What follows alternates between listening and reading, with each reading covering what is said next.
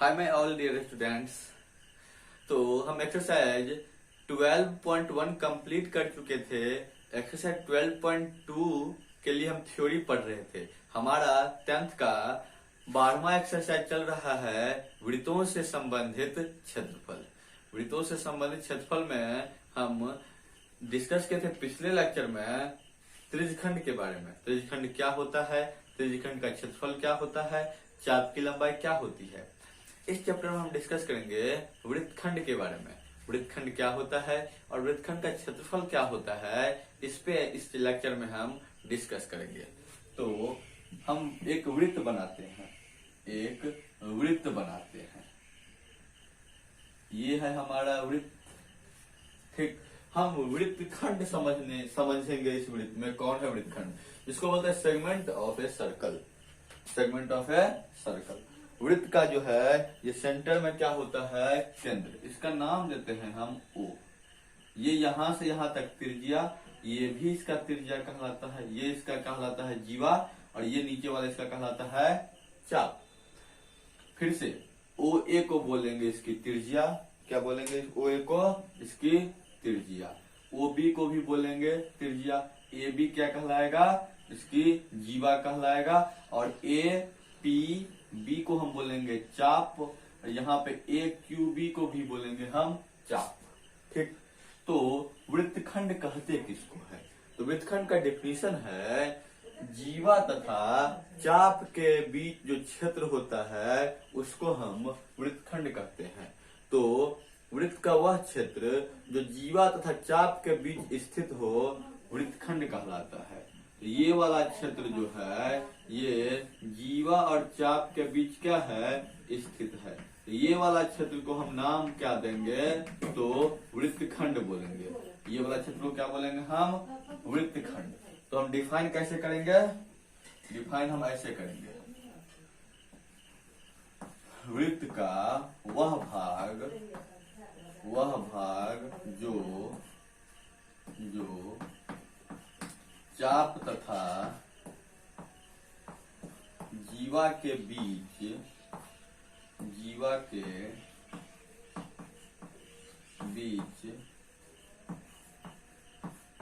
स्थित हो क्या कहलाता है, वृत्तखंड कहलाता है। वृत्तखंड कहलाता है। ठीक, तो वृत्तखंड में चाप और जीवा के बीच का क्षेत्र वृत्तखंड कहलाता है। चाप, इसमें चाप कौन है, तो ए पी बी चाप, और जीवा कौन है, ए बी जीवा। तो वृत्तखंड का कौन होगा, वृत्तखंड इसमें कौन होगा, उसका नाम क्या लिखेंगे हम वृत्तखंड का, इसमें वृत्तखंड हो जाएगा ए पी बी। वृत्तखंड कौन होगा, ए पी बी। यही है ना जो चाप और जीवा के बीच स्थित है।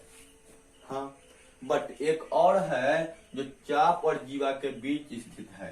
इसको छोड़कर ये ऊपर वाला पूरा क्षेत्र, ये भी जो है ये एक पूरा चाप, यहां से यहां तक चाप, और ये जीवा है इसका। तो ये भी क्षेत्र चाप और जीवा के बीच स्थित है। तो ये ऊपर वाला भी क्या कहलाएगा, तो वृत्तखंड कहलाएगा। तो वृत्तखंड जो है कौन कौन हो गया इसमें, ए पी बी भी एक वृत्तखंड, और ए क्यू बी भी एक वृत्तखंड हुआ। ए क्यू बी भी एक क्या हो गया है, एक वृत्तखंड हो गया। इसको हम ए पी बी लिख लेते हैं, ए पी और बी। ठीक, तो ये वाला जो है वो छोटा वाला है, छोटू सा। ए पी बी जो है छोटू सा, इसको बोलेंगे हम छोटा वाले के लिए लघु। नाम देते हैं छोटा के लिए क्या, लघु वृत्तखंड कहलाएगा। ये कहलाएगा लघु वृत्तखंड। ठीक, और ये ए क्यू बी जो है, ए क्यू बी वो बड़ा वाला है। तो बड़ा वाला के लिए क्या नाम देंगे हम, दीर्घ वृत्तखंड। क्या नाम देंगे, तो दीर्घ वृत्तखंड बोलेंगे बड़ा वाला के लिए। तो हम सीखे अब वृत्तखंड दो टाइप के, एक लघु वृत्तखंड और दूसरा दीर्घ वृत्तखंड। जब तक कुछ ना बोला जाए हम उसको लघु वृत्तखंड मानेंगे, यदि बोला जाए वृत्तखंड केवल तो हम समझेंगे लघु वृत्तखंड के बारे में बोला जा रहा है। तो इसको स्क्रीनशॉट ले लीजिए। आगे हम देखते हैं वृत्तखंड का क्षेत्रफल क्या होता है।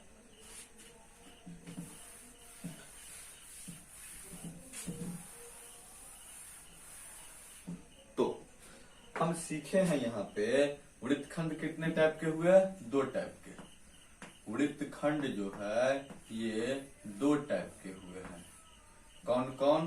तो फर्स्ट था लघु वृत्तखंड। फर्स्ट है लघु वृत्तखंड। कौन सा? लघु वृत्तखंड। इसमें लघु वृत्तखंड कौन है? तो APB, APB। और दूसरा सीखे हैं दीर्घ वृत्तखंड, यही ना, दीर्घ वृत्तखंड। ये कौन है? तो AQB। ठीक, यहां तक सीखने के बाद आगे यहां पे हम डिस्कस करेंगे वृत्तखंड का क्षेत्रफल। तो हेडलाइन लगाते हैं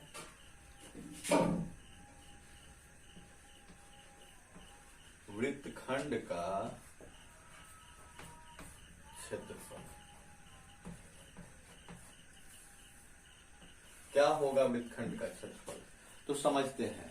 वृत्तखंड है केवल हमारा ये इतना सा, जितना हम पेंट किए हैं वो केवल वृत्तखंड है। तो हम क्षेत्रफल निकालना चाहेंगे यदि वृत्तखंड का, तो हम ये यहां से लेकर के यहां तक जो है ये पूरा में से इस त्रिभुज को घटा देते हैं तो ये वाला बच जाएगा। फिर से ये पूरा में से यदि हम ये त्रिभुज को घटा देते हैं तो ये वाला क्या हो जाएगा? बच जाएगा। ये वाला बच जाएगा। तो ये पूरा जो है उसको हम नाम से जानते हैं। इसका नाम क्या है? तो इसका नाम है त्रिज्यखंड। क्या नाम है? त्रिज्यखंड। तो यदि हम त्रिज्यखंड में से त्रिभुज का क्षेत्रफल घटा देते हैं तो हमको क्या पता चल जाएगा? तो वृत्तखंड का जो क्षेत्रफल है वो क्या हो जाएगा? पता चल जाएगा। तो हम लिखते हैं उस बात को, वृत्तखंड का क्षेत्रफल बराबर क्या हो जाएगा? वृत्तखंड बोल रहे हैं तो समझेंगे लघु के लिए बात कर रहे हैं। तो कौन सा त्रिज्यखंड यहाँ होगा? त्रिज्यखंड लघु वाला बात कर रहे हैं। त्रिज्यखंड का क्षेत्रफल माइनस क्या हो जाएगा? त्रिज्यखंड का क्षेत्रफल माइनस ये वृत्तखंड का क्षेत्रफल बराबर त्रिज्यखंड का क्षेत्रफल माइनस त्रिभुज का क्षेत्रफल। त्रिभुज का क्षेत्रफल। तो वृत्तखंड का नाम क्या है? वृत्तखंड का नाम है APB। मतलब APB का क्षेत्रफल बराबर हम क्या बोलेंगे? त्रिज्यखंड कौन है? OAOBP। ये हम ऐसे लिख लेंगे OAPB। तो इसको लिखेंगे, क्या लिखेंगे? बराबर OAPB। यही तो है त्रिज्यखंड। इसका क्षेत्रफल इसमें से हम माइनस कर देंगे किसका क्षेत्रफल? त्रिभुज OAB का क्षेत्रफल। तो OAB का क्षेत्रफल। तो इसको सोल्व, OAPB का क्षेत्रफल क्या होगा? तो त्रिज्यखंड है ये पूरा। तो त्रिज्यखंड का क्षेत्रफल होता है, क्या होता है? तो पाई r स्क्वायर थीटा बटा 360 माइनस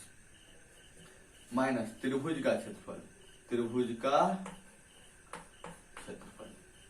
हम इसको सोल्व करके लाते हैं तो हमको एक शॉर्ट सा फार्मूला बनता है। वो क्या बनता है?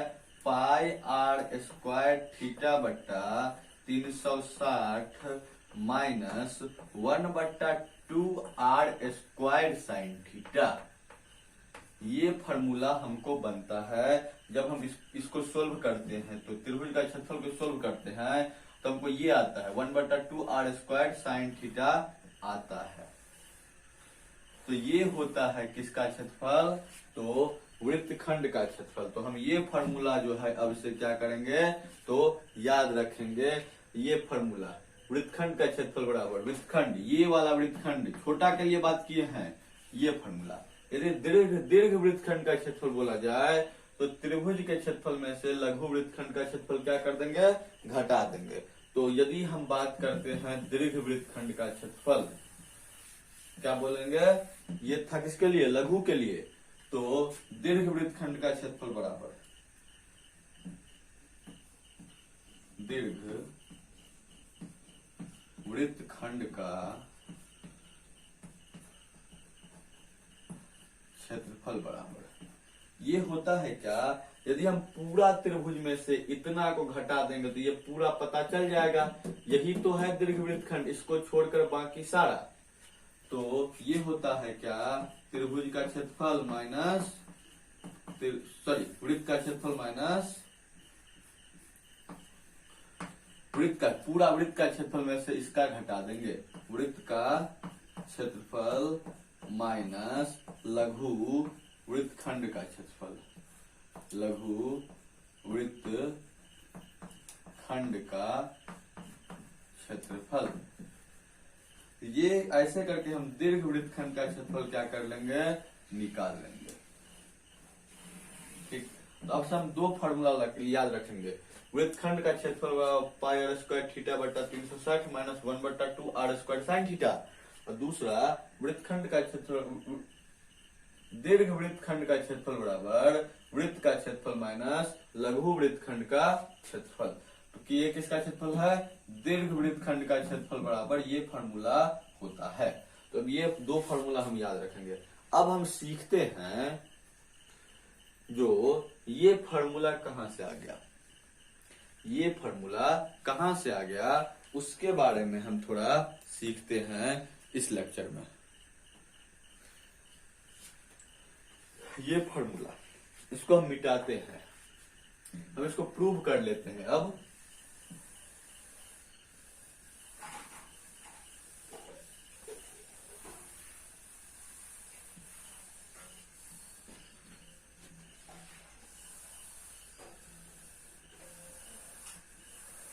तो वृत्तखंड का क्षेत्रफल हम बताए हैं क्या, वृत्तखंड का क्षेत्रफल हम बताए हैं पाई आर स्क्वायर थीटा बट्टा 360 माइनस में 1/2 आर स्क्वायर साइन थीटा, यही ना। इसको हम प्रूव करके देखेंगे ये कैसे होता है। ठीक, इसको हम प्रूव करते हैं।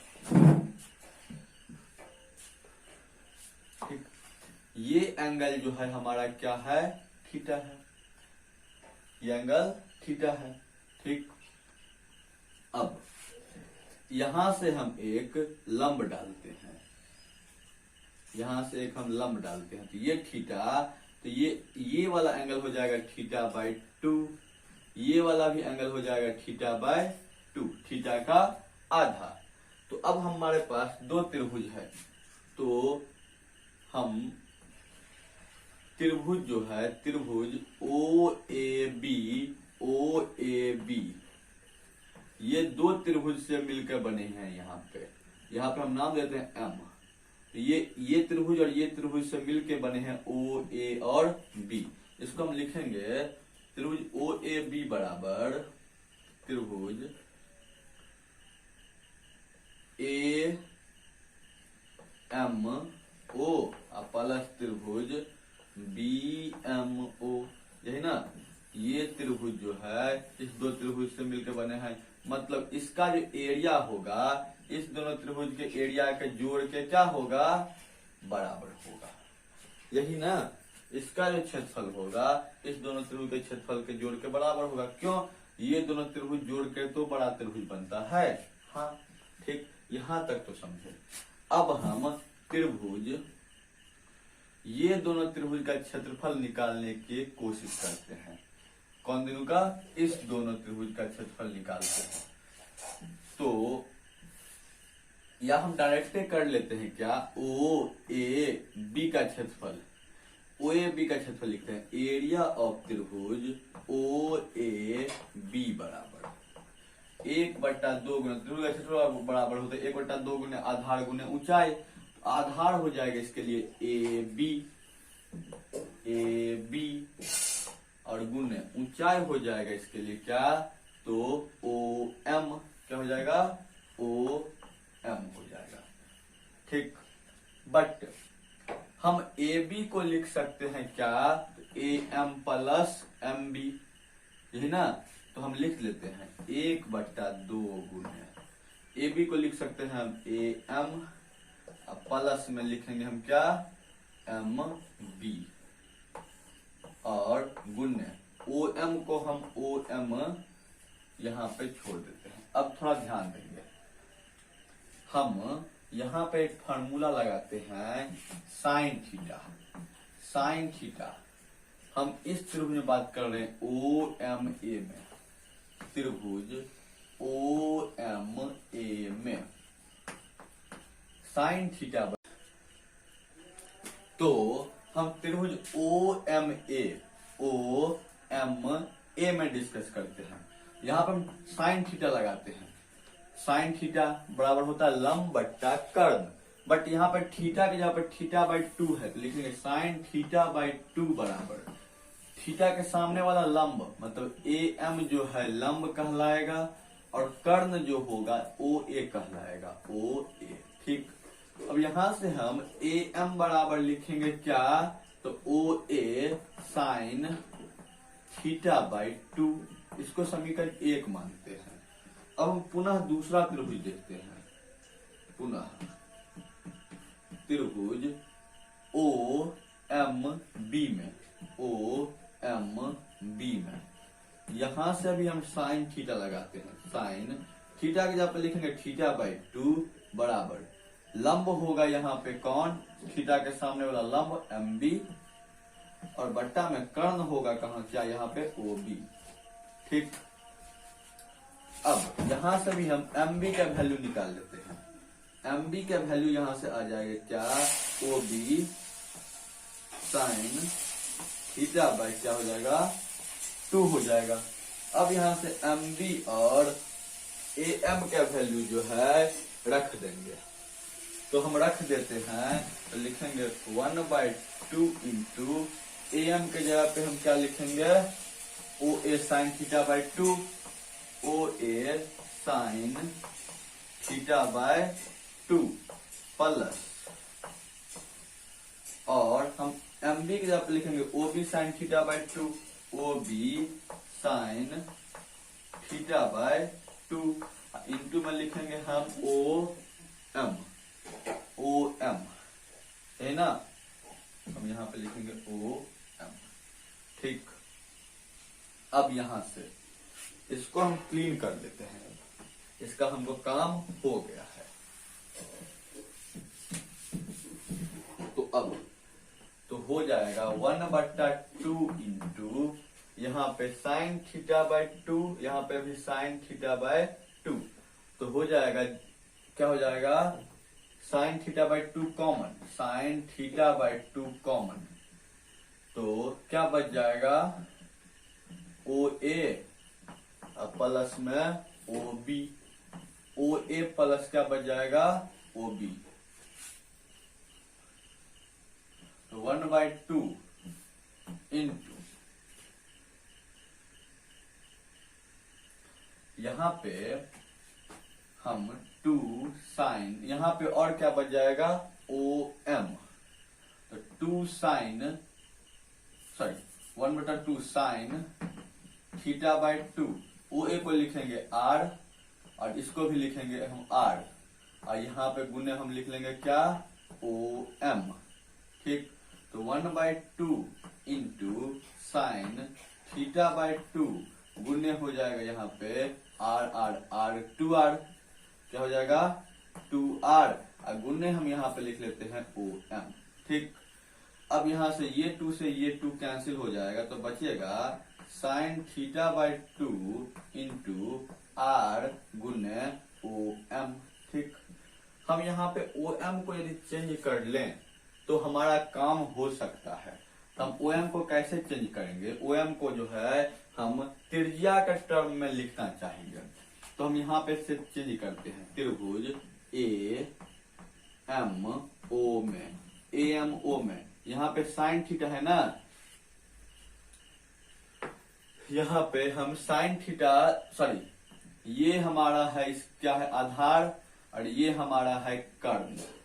तो यहां से हम थीटा के लिए ये आधार है और थीटा के लिए ये है क्या कर्ण। तो हम लिख लेते हैं साइन कॉस थीटा बाई 2 बराबर कॉस थीटा बाई 2 बराबर कॉस थीटा बराबर होता है आधार। तो थीटा के लिए आधार कौन है तो OM है और कर्ण कौन है तो OA है। तो यहां से हम लिख सकते हैं OM बराबर क्या OA कॉस थीटा बाय 2। तो यहाँ पे हम पुट कर देते हैं साइन थीटा बाय 2 गुने R और गुने OM को लिखेंगे हम OA कॉस थीटा बाय 2। ठीक, तो यहाँ पे साइन कॉस को एक साथ रखते हैं, साइन थीटा बाय साइन